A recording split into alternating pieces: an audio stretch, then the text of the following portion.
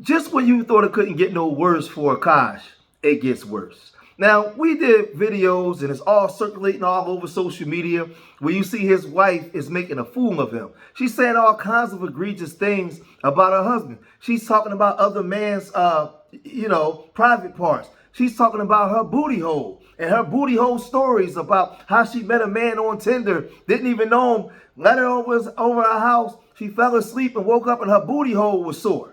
Right? She's telling all those different kinds of stories, right? I don't know what type of man you met that actually went in your booty and you stayed asleep. I don't, but she's telling those type of stories. While at the same time, her husband is telling a group of men that when he met her, she was a virgin.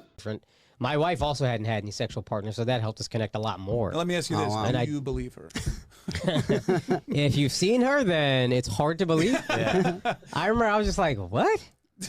But she was 22, I was 31. There was an age gap. Sometimes I get so painfully nostalgic for college. I was popping my and living my best life in these white boy frat houses. I'm actively trying to have an orgy.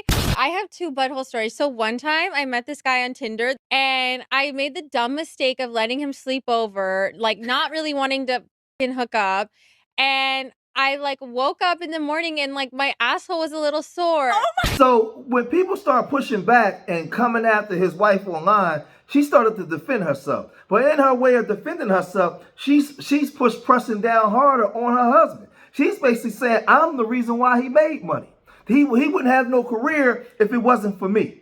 This is what she's telling the people online and on her podcast. He spends most of his time talking about me. So what half of what's his is mine. We have joint bank accounts. My money is my money. Now, we all heard her say all these things.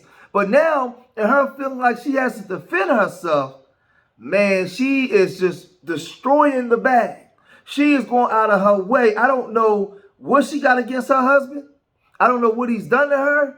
But she's talking like this. There's a lot of stuff in the background that I do to kind of support him in that situation. Yeah. So that's why it pisses me off when these incel troll losers are like, oh, what do you mean you guys paid for it? He paid for it. Do you know what his stand-up is about? It's about me. If I didn't have this personality, what do you think you would talk about? That is true. Maybe that's comparable to the laundry. So exactly. you can get your flowers for that one. There's so much relationship content that he talks about, and hello, the muse is sitting. Exactly. And it's that, and on top of that, giving emotional support when he's talking shit about me on stage. I should get a Nobel Peace Prize for that. Honestly, I feel like that's an IP address in a way that you're every time he mentions you, it's equity. What is it? No, trademark. Royalty. Do we just throw out business terms all the time? Equity. No, honestly, I should get royalty, and I basically do. So because no prenup and a joint bank account. Go fuck yourself. So I will say we paid for something because it's my money too, legally and also spiritually. I was gonna ask you, okay, because you're telling me kind of how your house works and stuff. Do you and Akaash have roles and responsibilities that are different, or how do you guys divide up chores, or do you work at all in your home? Yes, I do things.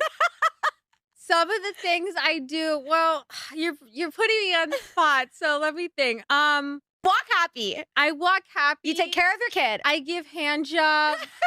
Yeah, no blowjobs. So this woman don't work, she don't cook, she don't clean, she don't do anything. Then she goes as far to say that a hand job is the best that she can give him. She don't give no blowjobs. Now, mind you, he go out there, he do all the work, he bringing home the bacon. She out here messing up the bag. The best thing she can do is juggle little jingle bells in her mouth every now and then. That's the best thing that she can do for her husband. Relax his nerves, right? I don't understand, man. The time that we in now and the clout chasing that people are willing to do to not cover each other and embarrass each other, and she's saying that his money is her money. She don't do anything, anything. And, but like I said, she wasn't finished. She said this. Put cereal back after I've taken it out. For yourself or for both of you? For myself. I rinse dishes. Okay, that's good. I order water bottles. So many things I just listed. Okay. Things that I do. I mean, I'm not I'm not You're not Superwoman. fucking Martha Stewart over here. Yeah. Okay, Nail does laundry. She does one thing. And she acts like she does so much more than me. Bitch, all you do is laundry. Okay, I don't. Or like I'll rub his head, or like I'll help him with Okay, his that's cute. skincare. Like things like that. I'll help him go to sleep. So I do kind of like motherly things, but not like the cleaning motherly things or like the 50s housewife type things. I think I like baby him when he needs it and give him the TLC. But also likewise, like, you know, when I'm a little bit hormonal, he'll baby me. Huge fan of like outsourcing and subscriptions whenever we can. So when we used to live in LA, it was like Instacart for groceries or food like that. I do that, yeah. Love it. I don't like love going to the grocery store all the time. Also, cleaning lady, we both have. Agreed. Yeah. Much needed. Yeah. I feel like you can clean up after yourselves, but every other week it's nice to have a deep clean.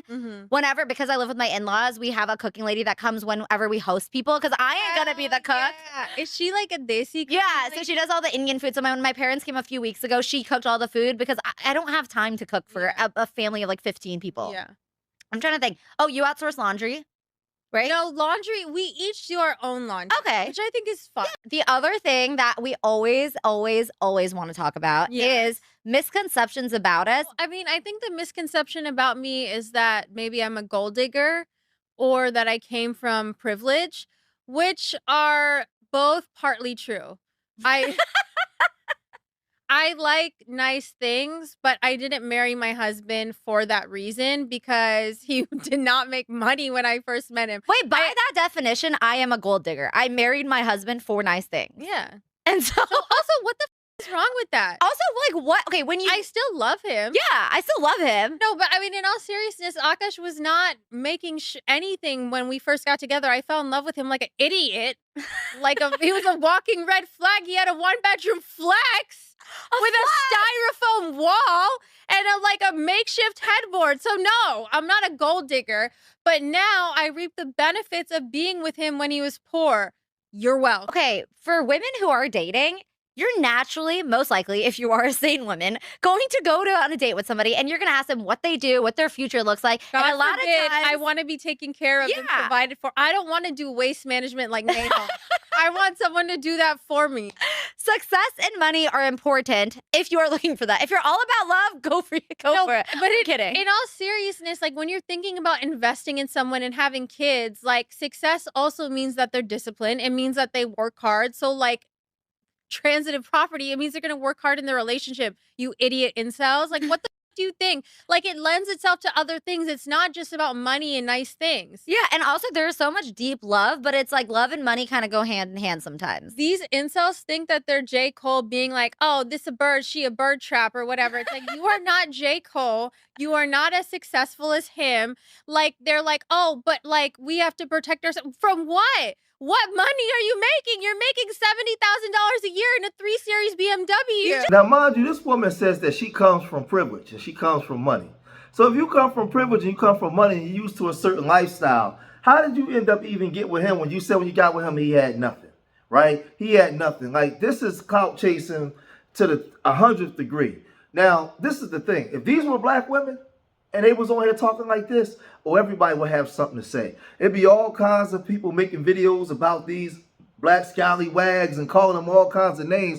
But it's funny how these Indian women, these white women, they can do all this kind of stuff, man. And, you know, people will expose them, but they can pretty much get away with talking like this. They have a certain mindset, right? When we do this kind of stuff to each other, we just wipe each other out. This woman right here is a clear case of gold digger. And I've been telling y'all the biggest gold diggers has always been the W woman and these other groups from these other cultures, right? They just highlight the things that black men and black women do and put it up in the forefront. But the biggest gold diggers, the biggest porn stars, the biggest everything, it's always been the Hugh Hefner and them crew. It's always been these people behind closed doors. They just put us as the poster child for everything debaucherous and everything wrong. But it's these people. It's been these people. And I've been blowing the whistle and trying to tell you all this forever, right? This woman is horrible, right? Horrible. Her girlfriend saying that they don't want to cook. They either wash each other, they separate wash their own clothes. Like, so he on the road making all the money for y'all joint bank account, and the least you can do, well, you won't blow, you won't blow them. So you don't even want to clean the house. You don't cook. I don't understand this guy, man.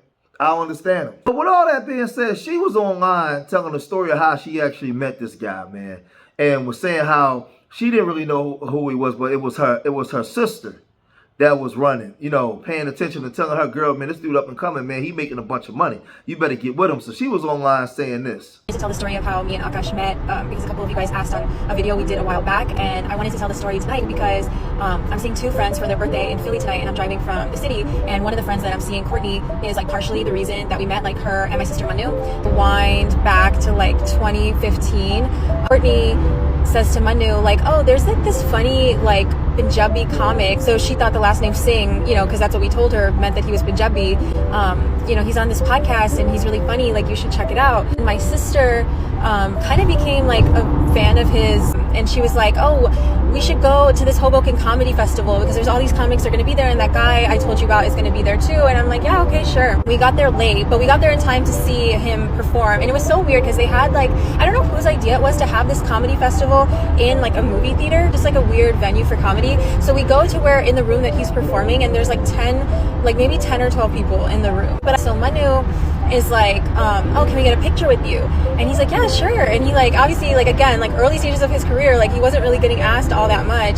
So she took a picture of me and him together.